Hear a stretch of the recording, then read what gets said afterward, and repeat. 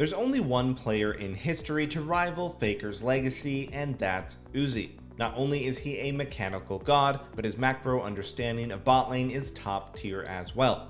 We can't teach you how to mechanically outplay everyone as he does, but we can definitely discuss his macro. In this guide, we'll be covering a game where he scored 12 kills in 15 minutes, forcing the enemy team to FF. Obviously, this is an outlier game where he giga pops off, but the macro concepts that we'll cover are applicable in most games and are sure to net you some level of a lead over your opponents. Alright, onto the replay. Let's break down the start of the laning phase. UZI must unfortunately leash for his jungler. If you watch our ADC content, you should know that this is usually bad since the duo that gets to the wave first can build a minion lead. In high elo versus players who can make proper use of waves, that is not ideal, but UZI has a countermeasure in mind already. Once he gets to lane, take a look at the small advantage Samira got by being here earlier. Yes, she has a wave lead due to the fact that the melee minions have overall higher HP on her side, but it's not a substantial difference.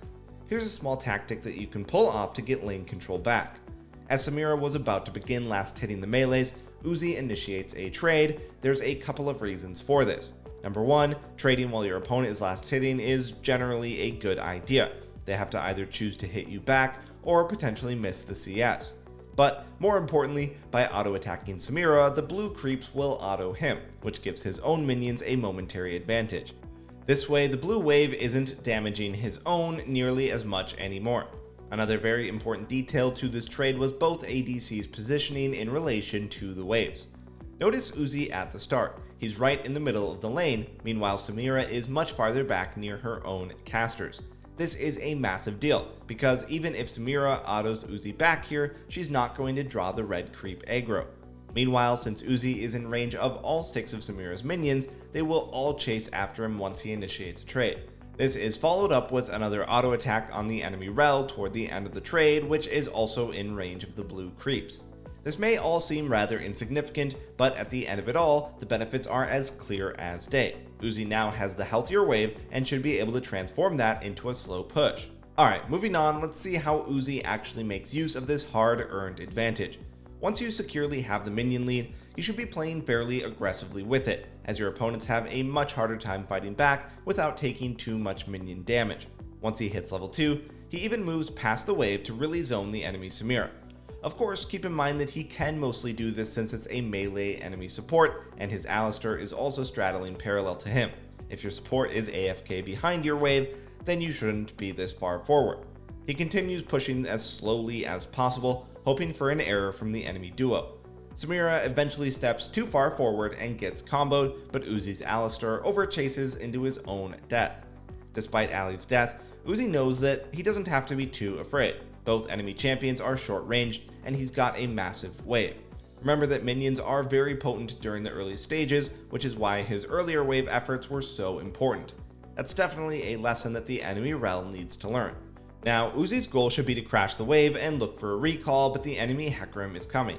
Thankfully, he can continue to play around his massive wave and manages to score yet another kill at the end of it all.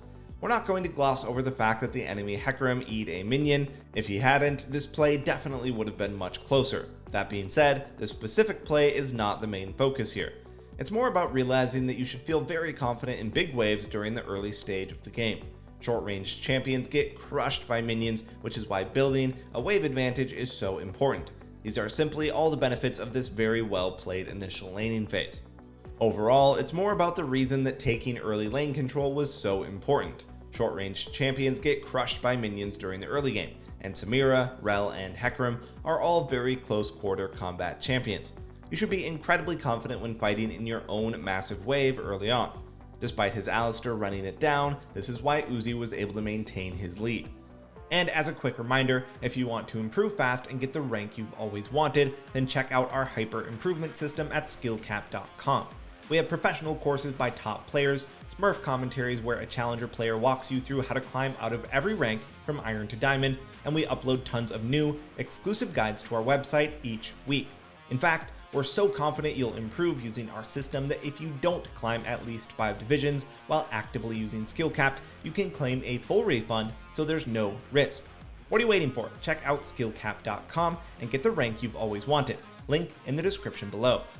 Anyway, afterwards he proceeds with his initial plan before Hecarim showed up would have been.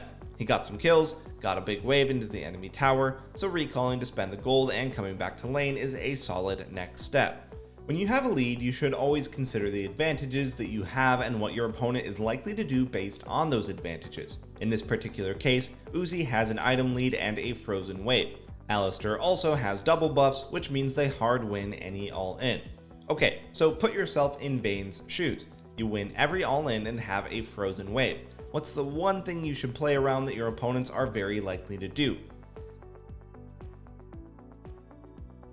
The only thing UZI has to worry about is a Hecarim gank.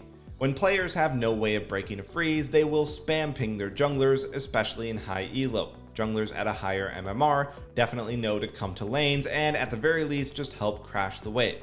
And so UZI makes sure to play around that. First, he makes sure to always keep the wave thin enough to where Samira can't crash. The frozen wave is already a win condition, so he just has to maintain that safely. You can see that he's not playing nearly as aggressively as before, even though this time he now has a lead. If you noticed, he's also been positioned in this specific area of the lane for a while now. Why do you think that might be? Well, against melee engage supports, one of the most important things to always consider is Hex Flash engages after your flash is down. Since Rel cleared bush vision earlier, this is a big possibility. The reason UZI is positioned here is so that he can obviously hit the wave to prevent a crash, but also because it's far enough away to where he can react to the engage. We can see this pay off in a moment as the enemy Hecarim comes to bail them out of the freeze that UZI had them in. UZI manages to sidestep the Rel W and turns around the gank with an easy outplay. Then he pincers the Hecarim in the river with his team for another easy kill. As a small side note, the positioning was mostly possible due to the enemy support being Rel and UZI playing Vayne. For example, positioning like so when you're a Varus versus an Alistar won't do anything, because the combo is targeted and Varus has no mobility. But standing in a similar position against Leona as Kai'Sa could be promising, since she could reliably dodge Leona E with her own E. Positioning is always going to be based on the specific matchup. You should always consider how fast the enemy support's engage can be after Hex flashing, compared to how much mobility the ADC that you're playing has.